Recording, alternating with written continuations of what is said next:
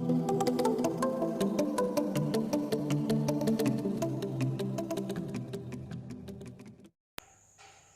Students, चलिए अब हम पढ़ते हैं अर्थमेटिक मीन। अर्थमेटिक मीन का हम मीनिंग देखें। यहाँ पे बिल्कुल सिंपल सा मीनिंग है अर्थमेटिक मीन का। क्या होता है?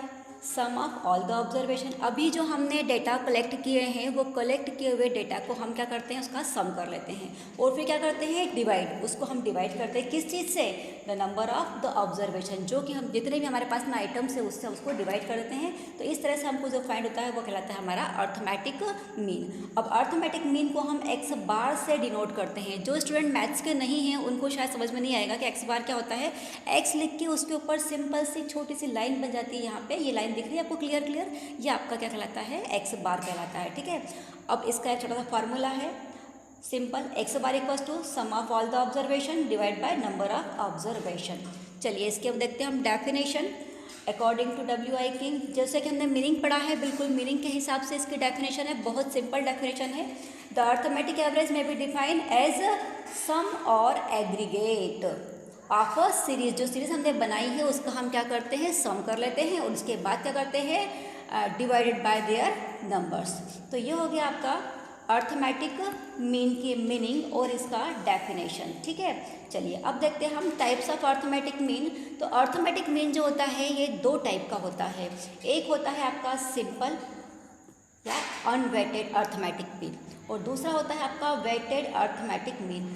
सिंपल अर्थमेटिक मीन वही है जो हमने अभी ऊपर पढ़ा है, sum of all the observation divide by number of observation. दूसरा आपका वेटेड है। अभी हम न्यूमेरिकल करेंगे तो मैं आपको इसको अच्छे से एक्सप्लेन कर दूंगी। तो ये आपके मीन के टाइप्स होगा। यहाँ पे दो टाइप के मीन, आपका सिंपल अर्थमेटिक मीन और वेटेड अर्थमेटिक मीन। चलिए अब हम पढ़ते हैं इसके मीन के मेरिट्स। तो मीन की क्या मेरिट्स है यहाँ पे? तो सबसे पहला तो ये है क्लियरली डिफाइंड, बहुत ही क्लियरली डिफाइंड होता है। दूसरा क्या है, ये easy to understand, easy to calculate, बहुत ही इजी पड़ता है। इसको कैलकुलेट करने में हमको कोई दिक्कत नहीं आती है। क्या करना है, सिंपल टोटल लगाना है और उसको हमको डिवाइड कर देना है। ठीक है, it is based on all the observation. इसके बाद में लीस्ट अफेक्ट होता है किस चीज़ से? फ्लक्चुएशन ऑफ सैम्पलिंग से बहुत ही लीस्ट अफेक्टेड रहता है और ये हमारे मैथमेटिकल ट्रीटमेंट में बहुत ज़्यादा काम आता है। इसको हम सेंटर ऑफ ग्रेविटी भी बोल सकते हैं और पॉइंट ऑफ बैलेंस भी इसको हम यहाँ पे बोल सकते हैं। तो ये थे आपके मीन के मेरिट्स। चलिए अब हम पढ़ते हैं इसके डिमेरिट्स मीन के। ठीक है भाई, जहाँ अच्छाई होती है वहाँ बुराई भी तो होती है। तो अब हम पढ़ते हैं इसके डिमेरिट्स। डिमेरिट्स क्या है? तो ये very much affected by extreme value. सबसे पहले डिमेरिट्स की यही होती है। सेकेंड ये है कि ओपन एंड क्लास इंटरवल जो होता है वहाँ पे ये काम नहीं करता है भाई। जहाँ ओपन एंड क्लास इंटरवल होगा वहाँ पर ये काम नहीं करेगा। ठीक है, और not useful average for study of qualitative data. वो आपको मैं पहले भी एक्सप्लेन कर चुकी हूँ व्हाट इज़ क्वालिटेटिव डाटा यहाँ पे। ठीक है, जैसे लव, ऑनेस्टी, एवरीथिंग। ठीक है, तो यहाँ जो है हम जिसको हम एक्सप्लेन न्यूमेरिकल फॉर्म में डाल नहीं सकते हैं वो कहलाते हैं आपके क्वालिटेटिव डाटा। तो ये उससे बहुत ही वहाँ पे ये काम नहीं करता है। ठीक है, और mean does not lead on life of its on. तो ये हो गए हमारी इसकी डिमेरिट्स। चलिए अब हम इसके यूज़ पढ़ लेते हैं। तो इसके यूज़ में देखें, बहुत सिंपल से दो तीन पॉइंट ज़्यादा नहीं है इसके। चलिए यूज़ में देखें इसके हम, तो it is used in practical statistics. ये प्रैक्टिकल स्टैटिस्टिक्स में काम आता है। सबसे पहली बात तो ये हो गया। दूसरा एस्टिमेट्स, हम जो भी डेटा कलेक्ट करते हैं वो कुछ एस्टिमेशन भी होता है यहाँ पे। Estimates are always obtain by mean. जितने भी हमको एस्टिमेट निकालते हैं वो मीन से ही हम एस्टिमेट निकालते हैं। आने वाले टाइम में क्या होने वाला है वो हम अनुमान लगाते हैं। तो वो कैसे लगा सकते हैं? वो सिर्फ मीन कैलकुलेट करके ही हम यहाँ पे निकाल सकते हैं। और इसका सबसे ज़्यादा यूज़ जो है वो बिजनेसमैन करते हैं भाई। बिजनेसमैन किस किस काम के लिए कर सकते हैं? तो देखें, इसको ऑपरेशन कास्ट फाइंड करने के लिए कर सकते हैं, प्रॉफिट पर यूनिट फाइंड करने के लिए कर सकते हैं, आउटपुट पर मेन या पर मशीन कितना काम कर रही है ये फाइंड करने के लिए हम इसका यूज़ कर सकते हैं, या एवरेज मंथली इनकम निकालने के लिए भी हम इसका यूज़ कर सकते हैं। तो ये हो गए इसके यूजेस ऑफ मीन। चलिए अब हम आगे बढ़ते हैं कि मीन को हम कैलकुलेट कैसे कर सकते हैं। ठीक है। तो ये हो गया हमारा कैलकुलेशन ऑफ मीन। देखिए मैंने आपको पहले भी एक्सप्लेन किया था कि सीरीज़ जो है वो 3 टाइप की होती है, इंडिविजुअल सीरीज़, डिस्क्रीट सीरीज़ और कंटिन्यूस सीरीज़। तो हमको मीन तीनों अलग अलग सीरीज़ में हम कैसे फाइंड करते हैं वो हमको यहाँ पे समझना है, ठीक है। इसके बाद में अलग अलग सीरीज़ के बाद में यहाँ पे इसकी मेथड भी अलग अलग है, मीन फाइंड करने की अलग अलग मेथड्स है। एक मेथड है आपकी डायरेक्ट मेथड, पहली जो है आपकी मेथड इसको हम बोलते हैं आपकी डायरेक्ट मेथड, दूसरी है आपकी शॉर्टकट मेथड और तीसरी है आपकी स्टेप डेविएशन मेथड। तो तीनों ही मेथड में इंडिविजुअल सीरीज़ में मीन फाइंड करने का फार्मूला क्या है, x bar equals to summation x upon n, ये हो गया आपका डायरेक्ट मेथड का फार्मूला। दूसरी है आपकी शॉर्टकट मेथड, इसमें हम क्या करते हैं, एक एज्यूम लेते हैं, उसको हम ए से डिफाइन करते हैं। तो यहाँ पे शॉर्टकट का जो फार्मूला है वो x bar equals to A plus summation d x. D x means हम एक्स का डेविएशन जो निकालते हैं वो कहलाता है आपका डी एक्स, ठीक है। तो एक्स का डेविएशन निकाला, उसका हम टोटल लगाया तो वो हो जाएगा आपका डी एक्स। और एक तो एन जो है वो आपका नंबर है, एन नंबर, ठीक है। और तीसरा है आपका स्टेप डेविएशन मेथड। यहाँ पे हम क्या करते हैं, जो आपके शॉर्टकट मेथड है वहाँ जो आपने डी एक्स निकाला है उस डी एक्स को ही आपको जो इसकी कॉमन फैक्टर है उससे अगर हम डिवाइड कर देते हैं तो वो कहलाएगा आपका डी यू। मतलब फार्मूला आपका वही है, x bar equals to A plus D U upon N into I. I यहाँ पे वो कॉमन फैक्टर है जिससे कि हम डी एक्स को डिवाइड कर रहे हैं। तो ये हो गया आपका इंडिविजुअल सीरीज़ में तीनों मेथड के फॉर्मूले हो जाते हैं। अब दूसरी सीरीज़ जो होती है वो है आपकी डिस्क्रीट सीरीज़। अब डिस्क्रीट सीरीज़ में आपको मैंने बताया था, डिस्क्रीट सीरीज़ सबसे पहले होती क्या है, तो इसमें आपको यहाँ पे एलिमेंट्स मतलब वैल्यूज़ के साथ में फ्रीक्वेंसी भी दी होती है। तो फ्रीक्वेंसी अगर दी है तो उसको भी कहीं ना कहीं फार्मूले में हमको एडजस्ट करना पड़ेगा। तो इसके लिए हम क्या करते हैं, वो जो हमारा एक वैल्यूज़ हैं उस वैल्यूज़ को हम फ्रीक्वेंसी से मल्टीप्लाई करते हैं तो वो हो जाता है हमारा एफ एक्स, और फिर उसका हम सम करते हैं तो वो कहलाता है हमारा समेशन एफ एक्स। तो इस टाइप से एक्स बार की जो हम फाइंड करते हैं उसका फार्मूला क्या बन गया आपका डायरेक्ट मेथड में, यहाँ पे x bar equals to summation f x upon n, ये हो गया आपका डायरेक्ट मेथड में। दूसरा आपका शॉर्टकट मेथड में फार्मूला वही रहेगा, बस यहाँ पे ए को हमको और आगे प्लस लगा कर देना है। तो A plus summation F D X, हमने क्या किया है, एक्स का पहले डेविएशन निकाला और डी एक्स निकाल दिया और डी एक्स को हमने एफ से मल्टीप्लाई कर दिया तो वो हो गया हमारा एफ डी एक्स। ये हो गई हमारी दूसरी मेथड शॉर्टकट मेथड। और तीसरी है आपकी स्टेप डेविएशन मेथड। यहाँ पे वही आपको कॉमन फैक्टर जो है उससे अगर हम dx को डिवाइड कर देंगे तो वो हमारा du हो जाएगा, फिर उस du को हम f से मल्टीप्लाई कर देंगे तो ये एफ डी हो जाएगा। अब चूंकि हमने कॉमन फैक्टर से डिवाइड किया है तो लास्ट में लाके फॉर्मूले में उसको हम मल्टीप्लाई कर देते हैं। तो ये हो गई आपकी स्टेप डेविएशन मेथड आपकी, और ये आपके डिस्क्रीट सीरीज़ में तीनों फार्मूले हो गए। अब जो फार्मूले आपके डिस्क्रीट सीरीज़ के हैं सेम वो कि वही फार्मूले आपके कंटिन्यूस सीरीज़ में भी आएंगे, कोई चेंजेस नहीं है। तो डिस्क्रीट सीरीज़ और कंटिन्यूस सीरीज़ के फार्मूले आपके बिल्कुल सेम है, यहाँ से लेके यहाँ तक के सारे फार्मूले आपके बिल्कुल सेम हैं। तो आपको सिर्फ इंडिविजुअल सीरीज़ का फार्मूला याद करना है और डिस्क्रीट का फार्मूला याद करना है, तो आपकी कंटिन्यूस सीरीज़ के फार्मूले आपके अपने आप ही यहाँ पे हो जाते हैं। तो ये थे आपके फार्मूले। अच्छा, कुछ और भी मेथड्स होती है यहाँ पे मीन फाइंड करने की, जैसे कि सपोज़ हमको कंबाइंड मीन निकालना है तो हम कैसे फाइंड करेंगे यहाँ पे। तो कंबाइंड मीन फाइंड करने के लिए अगर हमको दो टाइप के दिए हुए हैं तो जो हमारा फर्स्ट मीन नंबर है उसको x बार 1 निकाल लेंगे, फिर इसको n2 x2 बार से निकाल लेंगे और इसके बाद में डिवाइड कर देंगे n1 प्लस n2 से, तो ये हमारा कंबाइंड मीन निकल जाएगा, ठीक है। सपोज़ कभी कभी ऐसा भी होता है कि हमने जो मीन निकाला है वो कोई वैल्यू हमने गलत ले ली, कहीं कुछ प्लस माइनस करने में हमने गड़बड़ कर दी, गलती कर दी, तो उस टाइप से जो निकला हुआ मीन जो होता है वो हमारा करेक्ट मीन नहीं होता है। तो उसमें जो भी हमने गलती की है उसको हमको ठीक करना पड़ता है, तो इसके लिए हमको करेक्ट मीन निकालना पड़ता है। तो करेक्ट मीन के लिए फार्मूला है यहाँ पे, रॉन्ग मीन जो आपने निकाला है उसको आप नंबर से मल्टीप्लाई कर दीजिए और फिर उसमें जो आपने रॉन्ग वैल्यू उसके अंदर जो प्लस कर दी है उसको आप माइनस कर दीजिए और करेक्ट वैल्यू को प्लस कर दीजिए और नंबर से डिवाइड कर दीजिए। तो इस टाइप से आप करेक्ट मीन फाइंड कर सकते हैं। अच्छा, मैंने आपको बताया था कि मीन फाइंड करने की दो मेथड है, एक आपकी सिंपल मेथड है और दूसरी आपकी वेटेड एवरेज मेथड है। तो वेटेड एवरेज मेथड में क्या होता है कि जो भी आपके पास में वैल्यूज़ आई है उस वैल्यूज़ को हम वेट प्रोवाइड करते हैं और फिर हम वेट से मल्टीप्लाई कर देते हैं। तो वेट से हम मल्टीप्लाई करते हैं तो फिर जो हमारा समेशन निकलता है वो XW निकलता है और वहाँ पे हम नंबर से डिवाइड करते हैं, यहाँ हम सम ऑफ वेट से डिवाइड करते हैं, इसलिए इसको हम बोलते हैं वेटेड एवरेज मीन।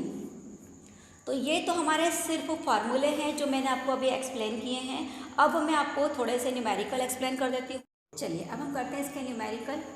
बिना न्यूमेरिकल के तो मज़ा नहीं आता है भाई, क्योंकि सब्जेक्ट ही ऐसा है ये। चलिए इसका ये न्यूमेरिकल पढ़ते हैं हम, बहुत सिंपल है, कुछ भी नहीं है। इंडिविजुअल सीरीज़ का है, देखो तीनों सीरीज़ में हम न्यूमेरिकल करेंगे। फर्स्ट हम इंडिविजुअल सीरीज़ का करेंगे। इंडिविजुअल सीरीज़ में हम तीनों मेथड से क्वेश्चन कैसे कर सकते हैं, तीनों ही मेथड से आप कौन से मेथड से क्वेश्चन करेंगे, आपका आंसर जो है वो हमेशा सेम ही आएगा। तो हम पढ़ते हैं इसको यहाँ पे। Calculate the arithmetic mean from the following marks obtain by 6 student in monthly test in economics. चलिए, तो इंडिविजुअल सीरीज़ कैसे है, सबसे पहले तो इसको हम पहचाने कि इंडिविजुअल सीरीज़ कैसे है। यहाँ पे 2 लाइन दी है, एक लाइन आपको ये भी दी हुई है, एक लाइन आपको ये भी दी हुई है। तो यहाँ पे रोल नंबर दिया है बेटा, ऊपर 1 2 3 4 5 6 जो दिए हुए रोल नंबर हैं, तो ये सीरीज़ की काउंटिंग में नहीं आते हैं, ठीक है। मतलब 6 नंबर है यहाँ पे, एलिमेंट्स जो आपके नंबर ऑफ ऑब्जर्वेशन आपके कितने हैं, 6 है, तो ये इसमें नहीं आएंगे। तो यहाँ जो आपकी सीरीज़ है वो सिर्फ ये सीरीज़ है, ठीक है। तो ये आपके जो पॉइंट्स है ये आपके काम के हैं, ये 30 28 32 12 18 और 20 मीन्स ये हमारे काम की चीज़ है, और सिर्फ एक ही ये वाली लाइन हमको दी हुई है, इसलिए इसको हम बोलते हैं इंडिविजुअल सीरीज़, ठीक है।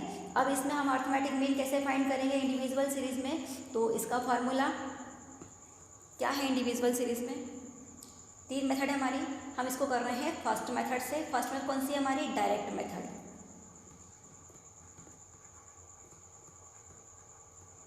ठीक है। इसमें कैसे फाइंड करते हैं, तो देखिए फार्मूला हमारा x bar equals to summation x upon n, ठीक है।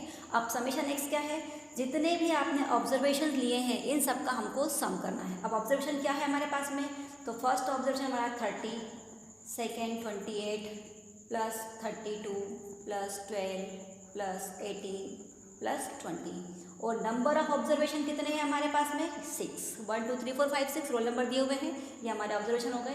क्या करना है, इसका हमको सम करना है, तो हमने इन सबको सम किया, तो इन सब का सम आएगा 140। अब 140 को हमने डिवाइड किया 6 से, ठीक है। तो 140 को 6 से डिवाइड करने पर आ रहा है हमारा आंसर 23.33। ये हो गया हमारा x बार की वैल्यू। कौन सी मेथड है हमारी, ये डायरेक्ट मेथड, इसको हमने किया है डायरेक्ट मेथड में 23.33, ये हमारा इसमें आंसर आया है। चलिए, अब इसी न्यूमेरिकल को हम अब करते हैं सेकेंड वाली मेथड आपकी कौन सी है, मैंने आपको 3 मेथड बताई है, एक है आपकी डायरेक्ट, दूसरी है आपकी शॉर्टकट मेथड। चलिए, अब इसको हम करते हैं शॉर्टकट मेथड में, थोड़ा सा लेंथी पड़ता है इस मेथड में यहाँ पे क्वेश्चन। इसमें क्या करना है हमको, जितने भी हमारे पास में ऑब्जर्वेशन है, जैसे कि ये हमारा, इसको हमने x मान लिया, अब ऑब्जर्वेशन कितने हमारे यहाँ पे, ये 30 28 के बाद में 32, इसके बाद 12 18 एंड 20, तो ये तो हो गया हमारा ऑब्जर्वेशन, ठीक है। अब क्या करना है, इसमें हमको निकालना है dx। अब dx निकालेंगे तो कैसे निकालना है, ठीक है। तो यहाँ पे x में से a को माइनस करना है। अब व्हाट इज़ a, तो a क्या करना है हमको, सबसे छोटी वैल्यू कौन सी है 12, सबसे बड़ी वैल्यू कौन सी है आपकी 32। अब छोटी और बड़ी वैल्यू के बीच में आप जो चाहो वो अपनी मर्जी से इसमें हम यहाँ पे a की वैल्यू मान सकते हैं। तो हम एक काम करते हैं 20 को ले लेते हैं यहाँ पे, a इक्वल्स टू कितना हो गया हमारा 20, हमने मान लिया यहाँ पे कि a इक्वल्स टू जो है वो आपका 20 है। इट मीन्स इन सब में से हमको 20 को माइनस करना है, तो यहाँ हमने 20 माइनस किया तो ये हो गया हमारा 10, ये हो जाएगा हमारा 8, ये हो जाएगा हमारा 12, यहाँ पे माइनस का 8 और यहाँ पे माइनस के 2। अब हमको क्या निकालना है, इस सब का सम करना है, तो हमने निकाला समेशन dx, ठीक है। ये प्लस वाली वैल्यू को प्लस किया, इसमें से माइनस वाली वैल्यू को हमने माइनस कर दिया, तो ये हो जाएगा 8 10, ये हो जाएगा हमारा 20। तो समेशन dx की जो वैल्यू आई है वो हो गई हमारी 20। अब हम इसका फार्मूला लिखेंगे, फार्मूला है x bar equals to a plus summation dx upon n। अब a की वैल्यू हमने क्या मानी यहाँ पे 20, तो जहाँ a है वहाँ हमने 20 पुट कर दिया, प्लस dx हमने अभी हाल निकाला है 20, और n की वैल्यू कितनी है 6, तो ये हो जाएगा हमारा 20 प्लस, अब 20 को हमने 6 से डिवाइड किया तो ये हो जाएगा हमारा 3.33, दोनों को प्लस कर दिया तो 23.33। सेम आंसर जो हमारा डायरेक्ट मेथड से आया था, सेम वही आंसर इसमें आएगा, कभी भी आंसर में वेरिएशन नहीं आएगा मेथड के चेंज होने से। तो ये थी हमारी सेकंड मेथड। अब हम करते हैं इसकी थर्ड मेथड, ठीक है। थर्ड मेथड कौन सी आपकी, स्टेप डेविएशन मेथड है। इसी क्वेश्चन को अब हम कर लेते हैं एक बार स्टेप डेविएशन से,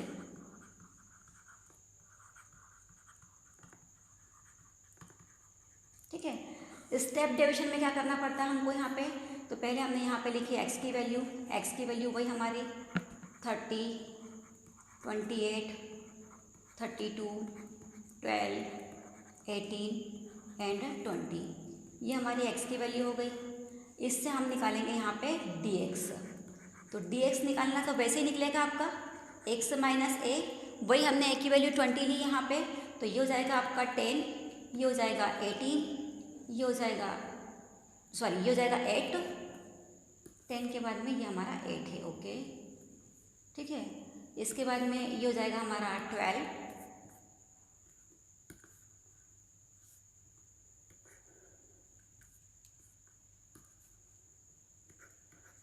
-8 -2, और ये तो हमारा 0 है यहाँ पे, ठीक है। चलिए इसको हम करेंगे तो वही आपका 10 आएगा। ऑब्जर्वेशन यहाँ पे निकाला हमने समेशन, तो ये 10 आएगा। इससे हमको कुछ लेना ही नहीं है यहाँ पे। आगे देखें इसको हम, आगे देखें हमको यहाँ पे स्टेप डेरिवेशन में निकालना है du, ठीक है।